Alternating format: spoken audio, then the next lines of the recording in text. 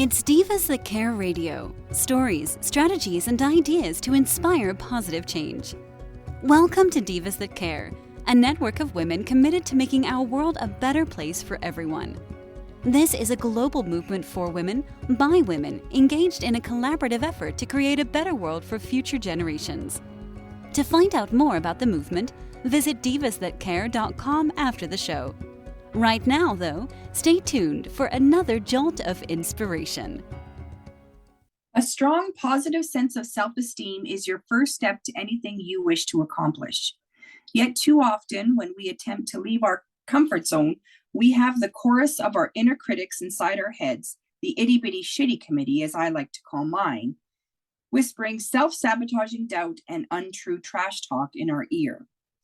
This podcast celebrates women who rise above and move beyond any self-doubt and old, outmoded, limiting beliefs. Women who have reconnected with who they truly are, that gorgeous, talented, fabulous gift to the world who deserves recognition and unconditional love. My hope is that their insights inspire all of you to do the same. You know, the most beautiful thing any woman can wear is confidence. Here on Confidence in Bloom with the Divas That Care Network, I, Tina Spolatini, speak with women now secure in their own self-confidence, so we can learn from their stories of how they found themselves and became the magnificent role models they are all to us now. Today I'm speaking with Allison Prest. Allison is a professional menopause specialist coach and hypnosis practitioner. Her area of expertise is working with women, particularly those in their peri- and postmenopausal phases. Her aim to help women understand their bodies, minds, and souls as they go through natural transformations into menopause and beyond. Together, you can break down barriers and challenge outdated beliefs about aging. Her objective is to empower women to find self-acceptance and fill their cups. She's a certified Mind Rebel coach, a national guide of hypnotist graduates, and a menopause coaching specialist with Girls Gone Strong. Recently, she joined the Menopause Expert Group and became a licensed menopause champion. Her vision is to serve her community of powerful women and help them live a passionate and fulfilled life. All right, Allison, let's chat menopause. Okay. I want to say, tell me everything you know, but we don't have that kind of time. So let's start with, what are the main symptoms that women will notice? The main symptoms women will notice. It's a very good question. So there is obviously the traditional hot flashes. As you know, your periods are no longer regular. You start to feel just a little more tired, a little less your libido kind of gets attacked as well, so your sex life gets shot. Great. You also start your skin changes, your body. So that's another biggest complaint is about the menopause, right? So you start to gain more weight in the middle, and it's harder to lose weight. Your muscles begin to atrophy. So it's quite a big array of symptoms that start, but I find it starts off very quietly, and it starts earlier than you think, right? Like, we're looking at everybody, even in my age. So I'm 52, and people in my little age group between 48 and 54 am I really in that phase? Sweetheart, yes, you are. You've probably been in that phase since could be from your late 30s on. But it's such a little drops, like I'm a little more tired. And you think, oh, I'm a little bit more stressed out, so my periods are slightly off. It's not quite a concern at this point. You begin to get more moody, less patient. So it really starts to show itself in a very unique way. And things that you don't go, oh, that must be menopause. Because right away, everybody goes, oh, hot flashes, menopause. I must be in menopause. The moment you start to burn up for no apparent reason, you get night sweats. Right away, that's when people go, oh, I must be in the menopause. But you've been having symptoms for probably quite some time before that. And it is known that there is approximately about 70 symptoms that people just are starting more and more. Frozen shoulder happens to be one of them. Your teeth, your gums, things are all affected because it's a hormonal situation. Your estrogen is attached to everything in your body, receptors. It's every organ, every tissue in your body has an estrogen receptor. So you can imagine when that begins to diminish, all these things begin to basically, I don't want to say fall apart, but they're affected. And we don't even think of, bleeding gums and all those types of symptoms as a symptom to menopause. You automatically go to, oh, it's just brush your teeth, use floss, right? But a lot of times you'll hear a lot of interesting symptoms that are starting to come up. Also, your joints start to get a little bit more achy. But everyone, oh, must be arthritis. It could just be an estrogen diminish, and it could be menopause. So it is very interesting when you ask that question, because there's so many, but definitely your periods are irregular and you're having hot flashes and you're finding yourself really tired, you might want to start to go and talk to your GP if you have one and say, hey, I have a few questions about menopause here. Where am I at? Is there a way that, we can have a conversation, and I want to plan my menopause. I just don't want to have to suffer through it. Wow. So basically the symptoms that we notice are because of the estrogen running out. Yeah, it's just diminishing. It's a hormonal thing. And that's why when people think, oh, it's a certain age thing, it's like, it comes with age, but it's definitely, it's an estrogen thing. It's a hormone thing. Things are starting to change and shift and diminish. And we can start getting those symptoms as early as our late 30s. And some people are also chemically forced into menopause due to things like cancer, right? So people are forced into menopause. You still go through the same motions, but that's a little more abrupt. But the one that's just your natural flow, here we go, we're in those years, people don't think it is as early as it can be. And this is also why at a certain time, if you're trying to have children, it becomes a lot more complicated, right? The older we're getting, the less we are releasing eggs, because we only have a certain amount in supply. And once we start into that menopause phase, it's starting to diminish. And so it makes it more difficult for your fertility if you're starting later. Right. I get that. I can see that. Now, so I know that we have like only so many eggs when we're born. And so, so does menopause sort of start when that number gets to a certain number? Like if there's 1 million and we get to like, I don't know, 100,000, let's say, is that when the estrogen starts to go, oh, you don't need me anymore. So I'm going to start to, disintegrate, or whatever, whatever term that is. We will release as many eggs as we have. Right. And so, yes, the older we get, the more we have released that many eggs. We're born with a set amount, and it all comes into, we have our estrogen, progesterone, like there's all different hormones involved when it comes to our cycles. And yes, as we head into those ages and there's less being released, everything is shifting, and it's a slow burn, right? Right. And so it's just a very slow and steady. And so as we get older, from what I have researched, if I'm not mistaken, we're done about 90% of our eggs by the time we're in our 30s. So you're looking at, there's a smaller window there, and it starts to get less and less. And then by the time we're done, so menopause, just to be clear, so perimenopause is before we lose our period completely. So menopause is 1 day. So we're leading up. Then we start to notice we're having less and less periods, but it's the anniversary of the 365 days since we had our last period, the 1 year. That is when that's your menopause day, like your birthday. There it is. After that, it's postmenopause. So that blows my mind. That absolutely blows my mind. It's like, it's like your wedding day. You plan and you plan and you plan, and you so much excitement and nervousness, and then it's gone in just a few hours. right? And it's gone. But again, it's years of perimenopause and the slow burn and all these different symptoms that are happening.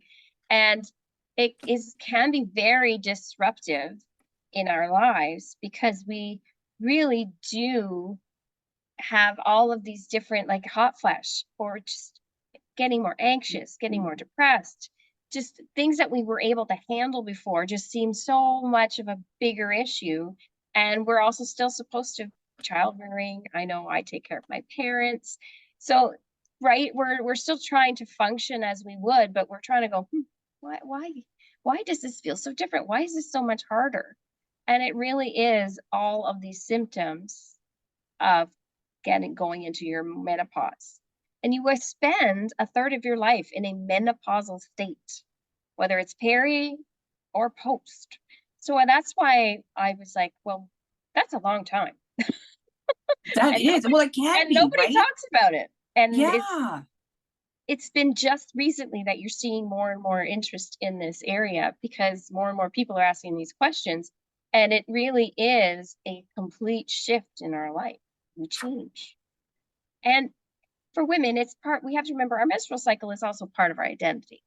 So there's emotional pieces attached to losing our fertility, to losing that part of ourselves, because it's part of who we are. And they seem to celebrate it more. Remember us being teenagers and you had even things like Tampax commercials, and they celebrate pregnancy. Like there's so much information on that part and then nothing afterwards. And then, so you really do attach yourself to your cycle, like it's part of being a woman.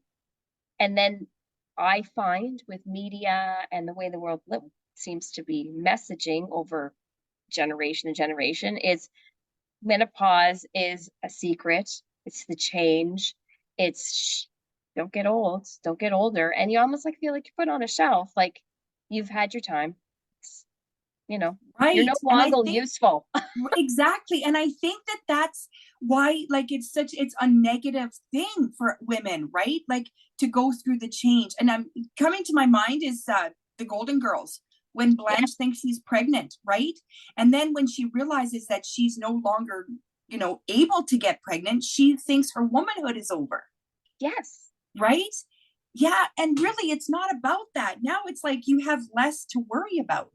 You can wear the white pants, right? You can go swimming whenever you want, right? I mean, I know that we have options for that now too. It's not like it could never happen, but really mentally, you don't have to worry about stuff like that other than what you're feeling, right? Like your body. Absolutely. Yeah. I love how you're framing that, because the reality of that is exactly, it's, can we please refrain from making it a negative thing? And can we now make it a positive thing? Can we rewrite the narrative so our next generation coming up can be on board? And I have a huge issue with anti-aging, because again, anti-aging, why are we so afraid of getting old or older? It's not the end. And it being framed at, oh, this is an end. Well, okay, it's an end, like you just said, where we no longer can have kids. And I don't know about you, but being in my 50s, I don't want any more children. Oh no, thank you, but no thank you. Right? And to then have to sort of, move on. And now you have this wisdom and this power. And I find once you can get your head around it, that this is a next good thing, a next great phase, you become more confident. Women seem to have more of a, I don't care what you think, I'm going to do what I want to do. And you're not concerned about all the noise around you when you seem to get to this age and into this sort of pro menopause, pro aging. And when you can really embrace that, it's wonderful. And I would love to see society become more and more like that. I want my girls to become more and more like that earlier, not as they hit 50. I want them to have it in their 30s, but also to know this is what to expect. This is what's going to happen. It is normal. And let's put a plan in place for you so you have all the things you need to support you for mental health, for your physical health, your emotional health, because these things are all affected by menopause. And if you have something in place beforehand to be proactive in it, then you should be able to get to the other side of menopause and feel good about it. Absolutely. And also too, what we're learning now too, and you can, verify this with me, when we're younger in our prime, so in our baby making years, Yep. every time we have PMS, our period, and that short time after, those are also indicators of how we're going to feel during menopause. Am I right? Absolutely. Yes. Right. Because it's cyclical. So it is that sort of like, exactly, everything is on a cycle. And a lot of people will use the idea of menopause being your second spring, right? Which is a fantastic book if you ever have a chance to read it. But it does emphasize that it is all very cyclical, and depending on how your periods were and how you were feeling right before you had your period and a little bit afterwards does reflect how your menopause is going to most likely play out. It's not a perfect science. And there's always a whole bunch of different elements, because remember, we're all very unique too. So your menopause is going to be different than your friends, depending on what you consume, what you put, right? Like what you're putting in your body, how you're treating your body, and genetics. I mean, my mom versus my grandmother versus me versus your mom and your grandmother and you. It's a different journey for everyone. So, okay, so I remember hearing when I was younger, before I had kids, that like a woman's pregnancy often mimics her mom's pregnancies. Mm-hmm.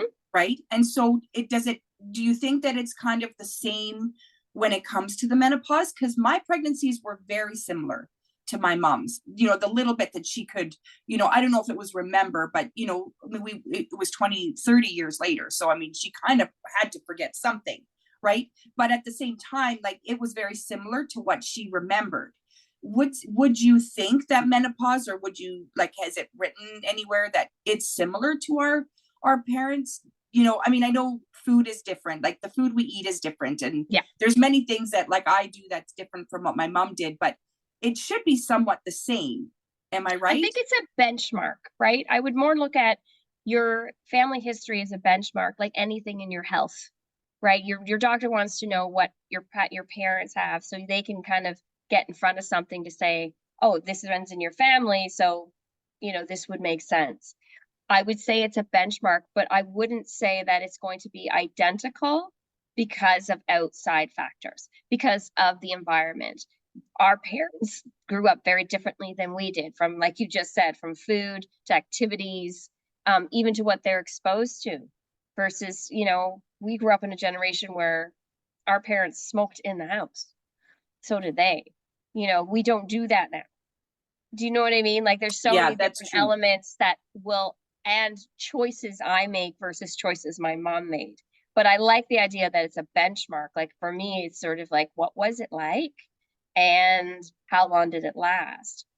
But my sister and I are having two very different menopause experiences. We come from the same mom. So it's very interesting because she seems to have had more extreme symptoms than I have. And we grew up in the same environment. Right. So it's not really a law. It's just coincidence more than it is anything. I would think so, but it's a good benchmark just to sort of have an idea, the start, the finish, how did they feel? But also, my mom used HRT, so hormone replacement therapy, and I don't.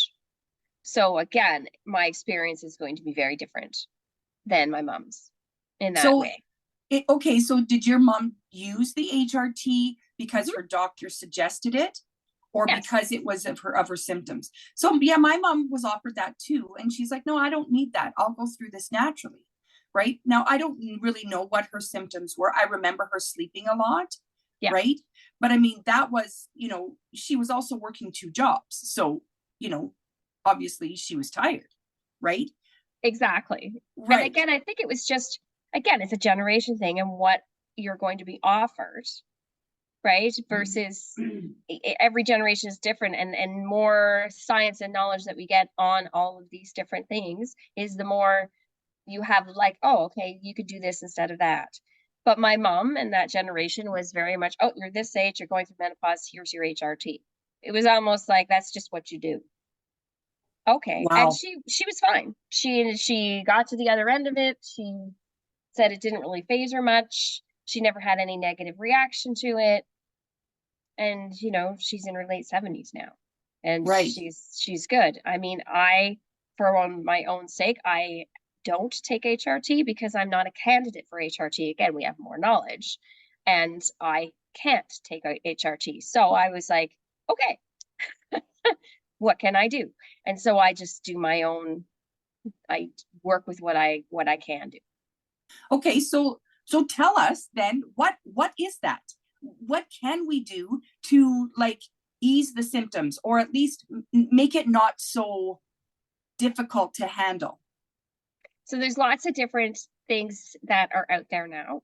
Obviously, I would advise anybody to obviously talk to their doctor. Please talk to your doctor first. Let's find out one, if this is menopause, because you never want to overlook anything else. Like if your periods are irregular and it's not menopause, you could be dealing with something else. So first and foremost, talk to your doctor just to make sure to confirm this is the phase that you're in, and have your doctor talk to you about hormone replacement therapy if you're a candidate and if that's the best course of action. So you have a choice. And then you can take that information and sort of sit with it and make what's choice for you. I also decided to do a natural path. So because I can't do HRT, I was like, okay, what can I do with some of my more intense symptoms like a hot flash? Because they can get intense and it gets very hot. And I approached it in a more natural supplement way. So I went to a professional. I had them test my blood for all of my hormone levels. And then we put me on a regime that's for me. So what I should be taking to help in that area. And it was perfect. It was great. It works really well. I also would say there's a mental piece to menopause, and that's sort of why I've niched as a coach and hypnosis practitioner in this, is to tackle those pieces. It's to talk about what's going on in your mind and your brain, because anxiety, depression, frustration, overwhelm, it all comes into play. And so I also would suggest try to find support in the mental and emotional piece of it, because it will help you accept what's happening. It gives you tools on how to handle stressful situations, helps you relieve your anxiety. It gives you a plan. I know that doing a menopause coaching plan can help someone sort of really solidify, this is what I want. Here's the next steps that I'm going to take to get there. And that way they feel like they've got something in place. And then we work that way. So that's what I've been doing as a profession, but also because I also did it for myself.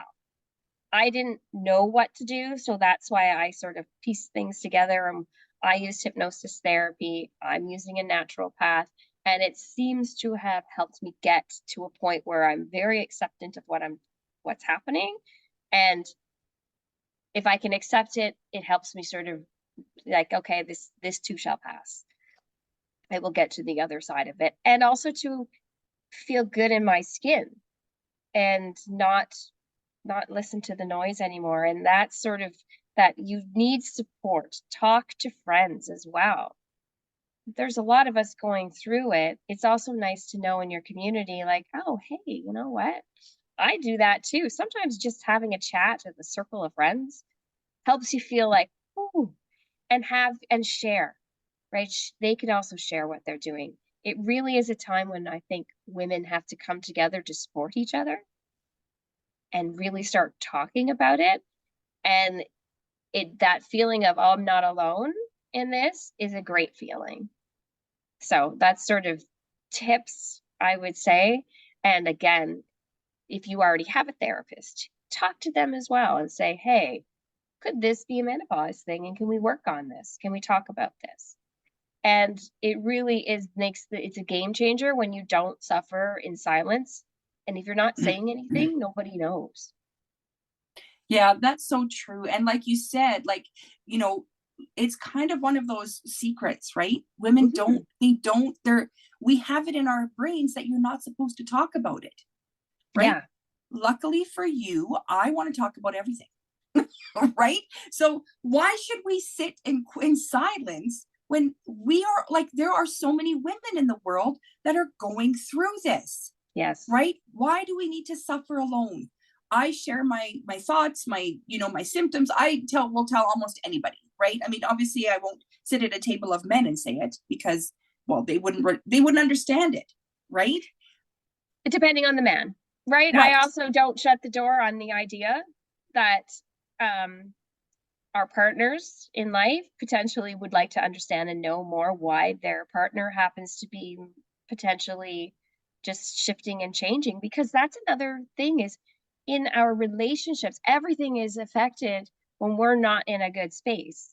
And because we're going through something that can take years to get to the other side, we have to bring our partners in because they have to understand this is what's happening. If they have a better education understanding about menopause, how it affects everyone, it might save a lot of relationships because there's a high divorce rate in the 40s. And I would say a lot of people, women specifically, are just going through so much that the communication breaks down. Yeah. And they can't say it. So if you can say it and talk about it, you might be able to get in front of it. There's also the male version of menopause, andropause. So men themselves also go through a hormone diminishing, in their life, in their phase of life, and it can affect them as well. And no one really talks about that either.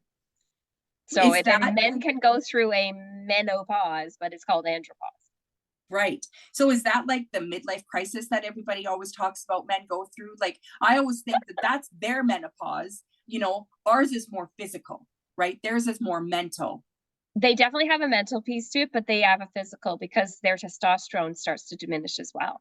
Oh, so it does. Then how does Robert De Niro have a baby at 80 years old? Oh, I think their swimmers keep swimming. However, it's like the physically things do again start to change and shift for them. It's just not quite as well known, and they're different. They're different altogether. Oh yes, I've always said. Me too.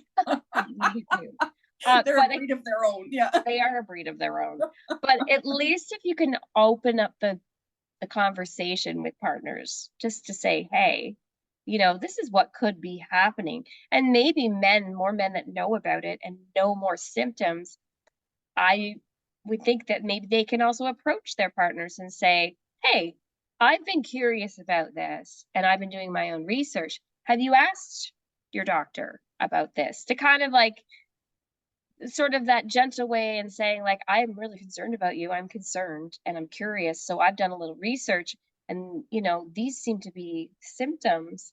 Why don't we go talk to your doctor and maybe, we can come up with a plan to help you get to the other side of this. Something that's a little more supportive in that arena. So I think men need to be part of the conversation as well. I think you're right. Yeah. I just know that not all men are open to it. My husband would be great. He's open to it. Right. And the thing is, like, I've seen so many of my daughter's friends, like she's in her early 20s, and so many of her friends have issues with their period. When I was a kid, that it didn't seem as well, maybe they didn't talk about it. It just didn't seem as common. Like, it seems like every teenager is on birth control just to regulate their period. Yeah. Right.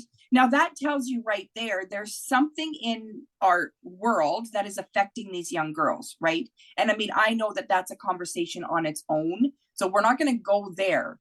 Right. But I find like my son's girlfriend, she's got, some issues. And I know that she's very open with my son about it.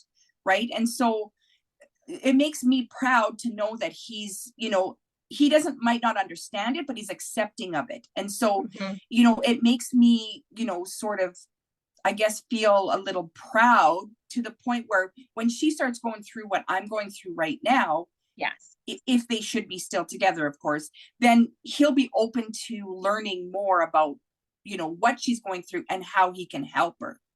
Absolutely. And that's a generational change and shift. It's to get more and more people to talk about it from the beginning right? From our beginning of having a cycle to the end of the cycle.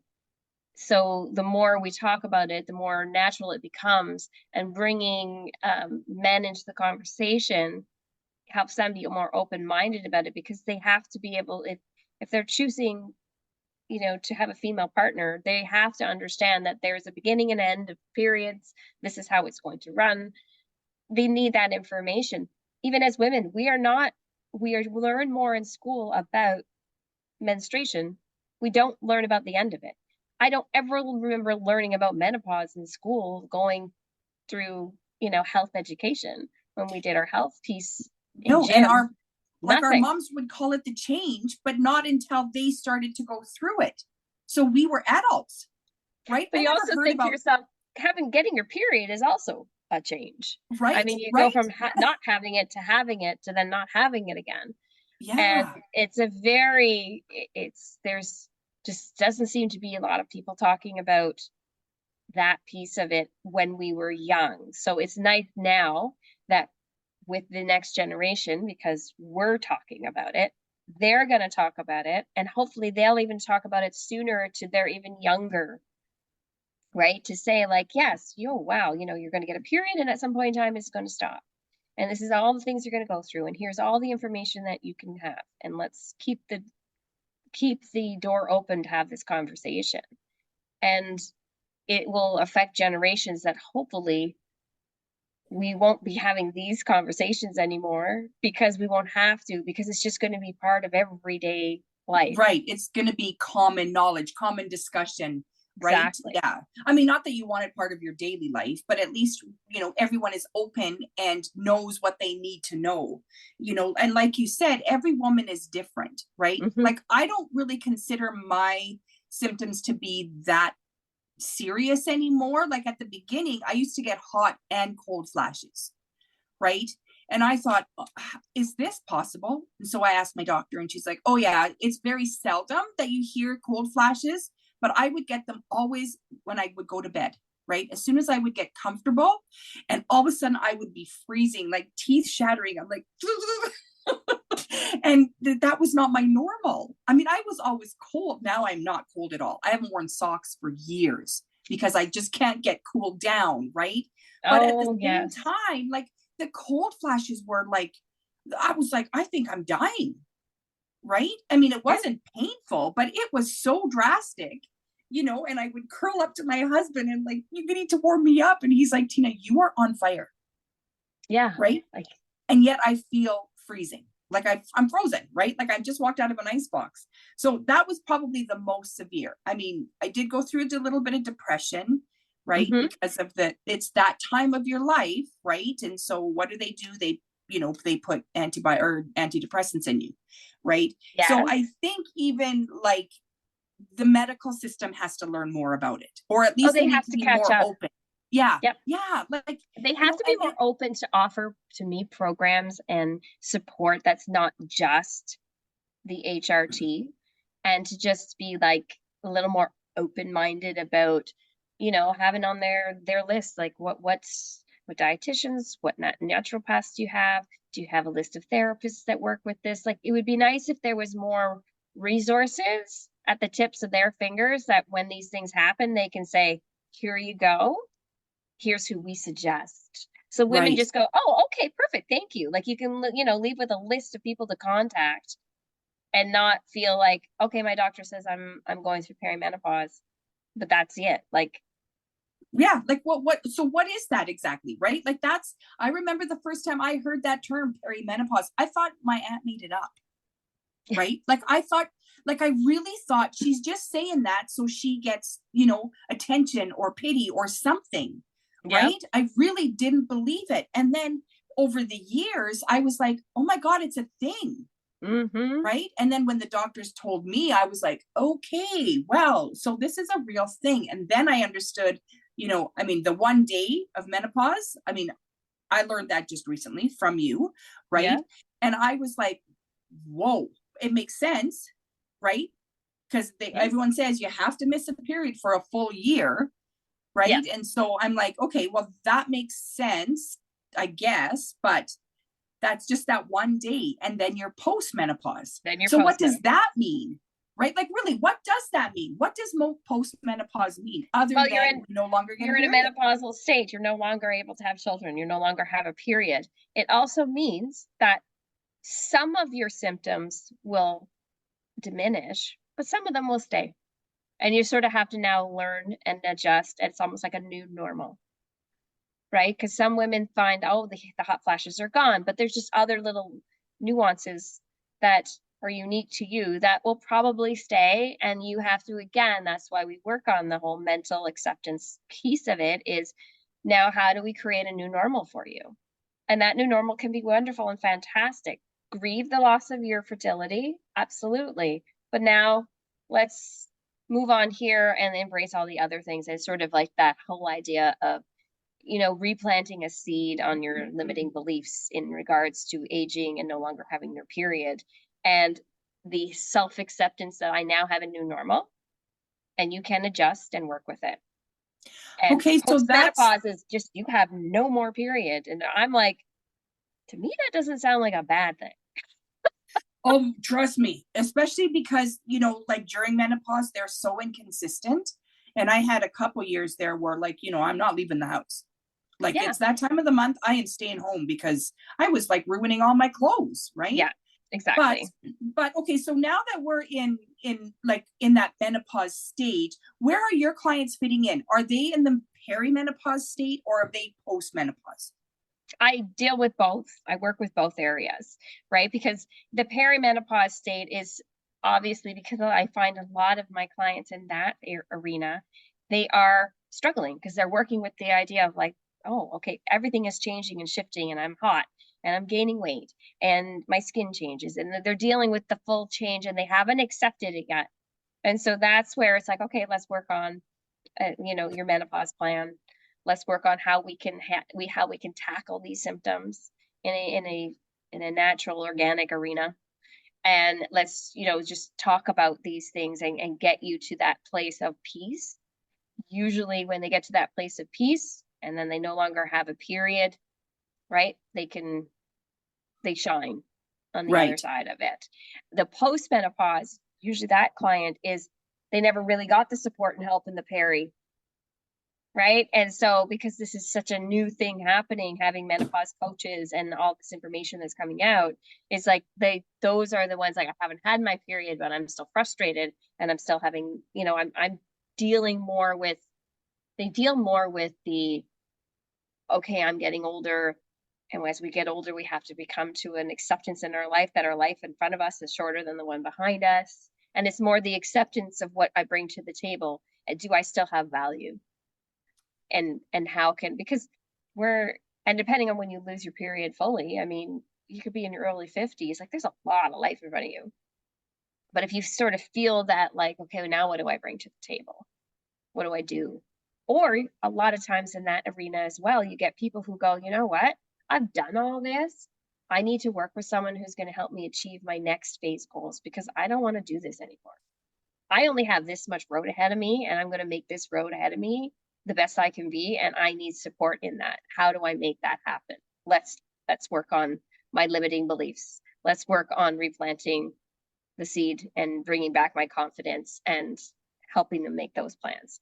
So there's two different ways of looking And at so how you handle it. Yeah. And I would think like those postmenopause women that are lacking in confidence and like not feeling good in their skin, there's probably like a lot more of them than we can imagine.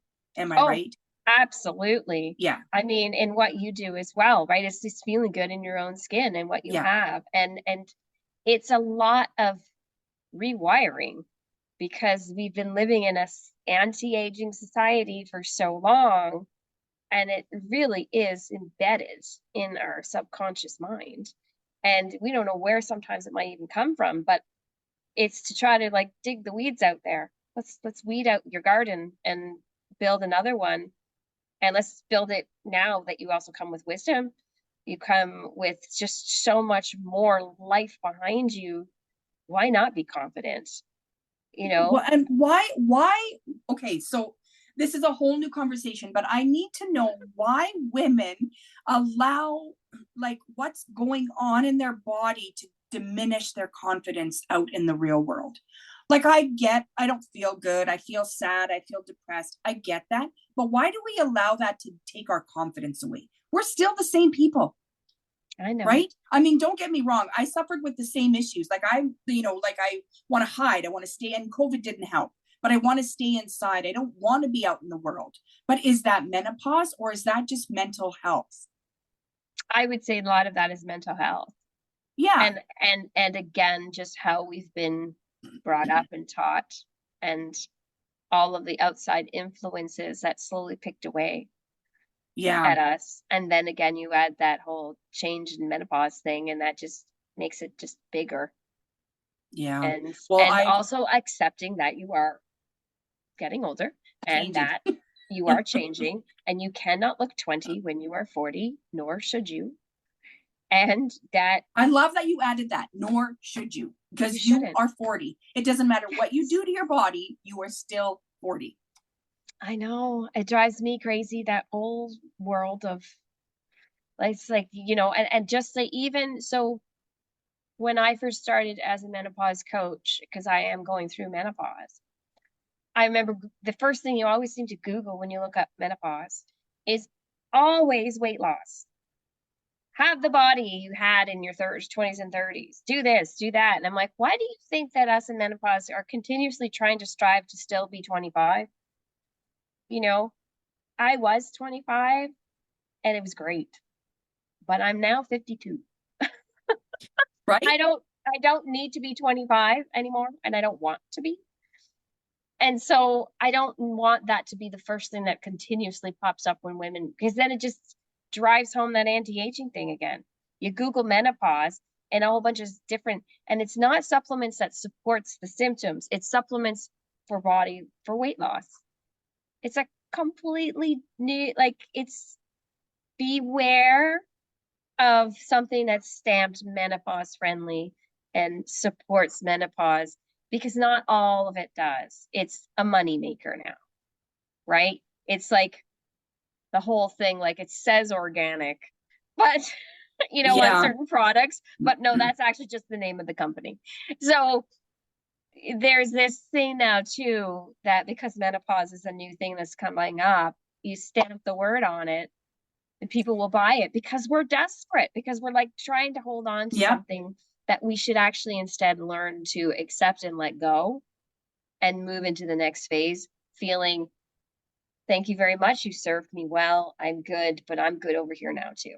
And let's continue building more positive things on the journey on the other side of it versus looking back. You cannot change your past.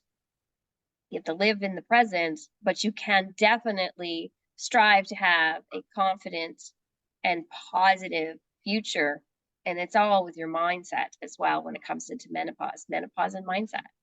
And I can't agree with you anymore.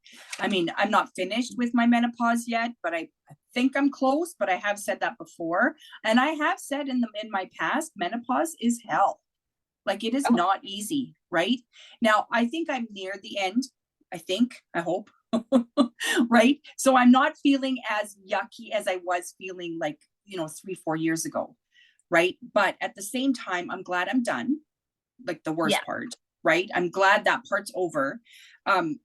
I would like to know maybe a little bit of tips that you could give the listeners, more natural ways. Like, instead of going to like, if I don't want to go to a clinic, or if I don't want to go to a naturopath or a doctor, what is something I can do at home that, could benefit me as far as lessening the symptoms or making them easier? Or, I know we can't promote like getting this over with faster, because it is what it is, right? But what you can't speed it up. What can you suggest? Because I think most women are like, okay, let's just get this over and done with, right? I've accepted I'm not going to have a period anymore. I don't want it anymore, right? It would be nice to just, say, okay, you can stop now. That's not going to happen. No, that is not going to happen. However, so like, again, it is a matter of, for listeners talking about, okay, how do I How can I feel better in this state? It again, it's a mindset. So I would definitely encourage meditation, right? And there's so many wonderful apps out there. Relaxation. I find sleep deprivation is one of the biggest ones that we suffer from. And you need to set yourself up for a routine, a regular routine where you follow it, like you screen time gets cut down about an hour beforehand, and get yourself into a nice space, like making sure that you know you're comfortable wearing cotton because we know we're going to get hot, having a cooler temperature in your bedroom, and just kind of going through a routine where every single night it's, you know, whether it's like 9 o'clock, all screens off, I'm going to start my routine, and then setting up some relaxation. And it's almost like preparing yourself to, okay, I need to be relaxed. I use a lot of lavender oil in my room. I put it on my wrists, right? And I just, because it's something that I like to use because I love the scent of it. It is a relaxing essential oil. And I try really hard to put on, I usually like to listen to thunderstorms, but it's setting up those little things, a nighttime routine. And I would also suggest alcohol is not your friend when it comes to sleeping.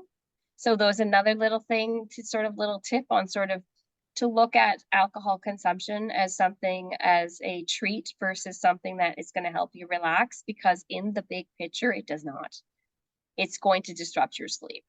So Yeah. little things that you can make a change, making sure you stay hydrated, drinking lots and lots of water helps regulate your heat.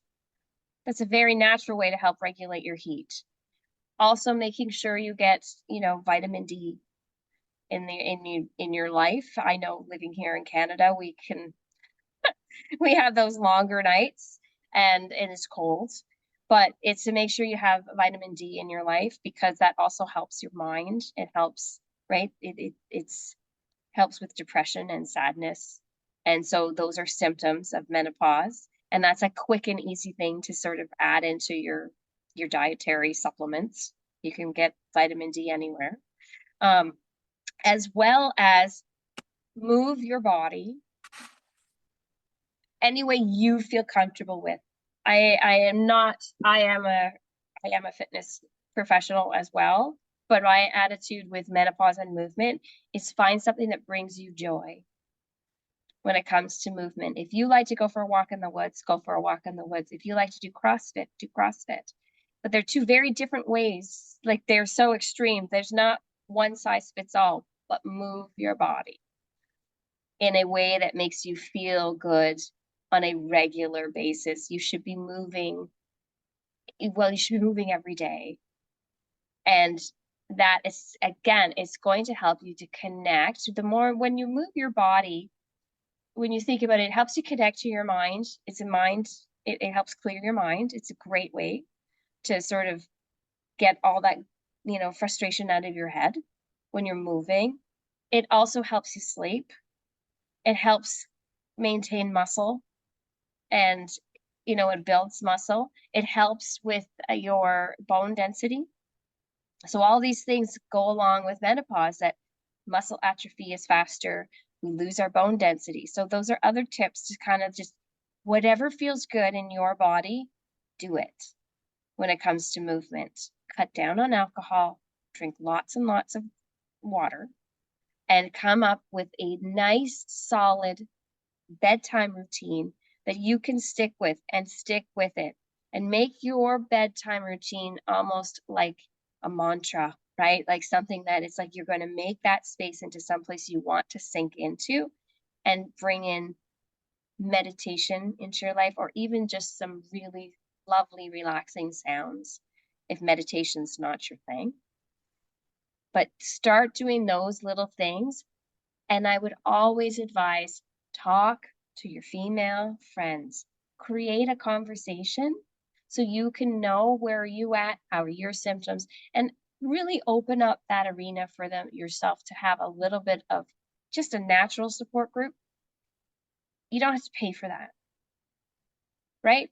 That you've got friends in your pocket. They're there somewhere. If you have, a sister or anybody in that you think, okay, I want to have these conversations because I just need to let out a little bit of steam. I just need to talk this out, because talking it out helps you release the stress and makes you feel like you're not alone. So those are sort of just little tips that you can add to your everyday, I would think, and see where it takes you. And don't hesitate again to talk to a professional if you require one. And don't be shy about it. Because again, some of the symptoms can be so overwhelming. Night sweats where you're actually soaking your bed multiple times a night. You definitely need to talk to your doctor about that, because that can disrupt everything. Right? It can disrupt your sleep, which disrupts your job, which disrupts your family life. So if it is an extreme situation you're in with these symptoms, you need to talk to a doctor to have the conversation potentially for HRT if you are a candidate. You don't have to suffer. Right. Yeah. Yeah, exactly. We don't have to suffer, and we don't have to suffer alone. Thank you so much. I feel like we could talk for hours. I mean, I say that to actually all my guests, but it's just so interesting, excuse me, you've done research, you've done, a lot about this stuff, and the world is just learning about it. And so, people like you, we need to have on our right shoulder here, right? Like, carry you around with us, because we don't know half the stuff that I mean, like you said earlier, it's getting known. People are learning about it, and if we could get our doctors on board with all of that, then I think, the world will be a better place, right? Absolutely. And the only reason I know is because I couldn't find the support that I wanted, that fit my lifestyle, that fit who I am, because every support is different. Every human is different. And because I couldn't find it, I'm like, well, I might as well create it. Oh my God, that is so amazing. I love that. I really, really love that. That is so great. Maybe tell our listeners where they can find you if they want to know more. Absolutely. I appreciate that. So I am on the Googles. So if you actually just Google Alison Prest, everything will come up. I am the founder and owner of soulfulflow.ca, and basically that is where you will find all my information in regards to being a menopause specialist, coach, and a hypnosis practitioner. And I use coaching and hypnosis as tools to help you get to the other side of menopause. You can also just Google me in regards to looking me up on Facebook, on LinkedIn, just Alison Prest, and you'll find all the information that you need. And I know that I'll be sharing with you as well how to contact me, and I'm sure you'll spread the word. Confidence in Bloom is a celebration of self-love, a confirmation that even though you may not look like a screen star or a supermodel, they don't even look like that. You're an amazing, desirable, brilliant, gorgeous, talented woman. We offer unconditional love to our partners, our children, our extended family, even our pets. It's high time we go out of our own way and learn to unconditionally love ourselves. In Full Bloom Success Styling offers an online course combined with one-to-one coaching in confidence building, personal branding, and creating your fashion look. Chic definitely does come in every shape, so if you want something to believe in, start with yourself. If you'd like to be a guest here on Confidence in Bloom, contact me through Instagram at infobloomstyling or by email at tina@infobloomstyling.com or through the Divas That Care website. Thanks for listening. This show was brought to you by Divas That Care. Connect with us on Facebook, on Instagram, and of course on divasthatcare.com, where you can subscribe to our newsletter so you don't miss a thing.